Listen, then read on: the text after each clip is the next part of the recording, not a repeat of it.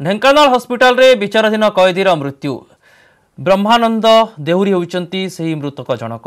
एक हत्या मामलें 2013 मसीह ढेंकानाल जिला कारागार रे थिले 48 वर्षीय ब्रह्मानंद विचाराधीन कैदी भाव में सजा कटुछि। ब्रह्मानंद देउरी सदर थाना अंतर्गत हरिपुर गाँव बोली स्पष्ट होइछि। गतकाली सकाळे प्रथमे पेट काटिबारु जेल हस्पिटाल तांको चिकित्सा करा जायथिला।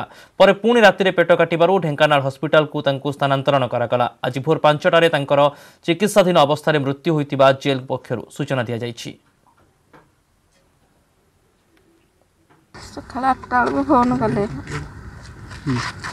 कहते तुम स्वामी डेट बड़ी हो जाए मेडिकल रे।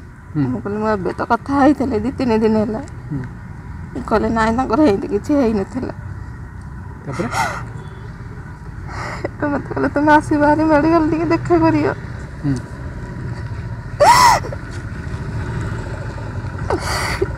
गला काली जो देह खराब थिला जेल किसी खबर जाइतिला घर नहीं किसी फोन करी कही ना।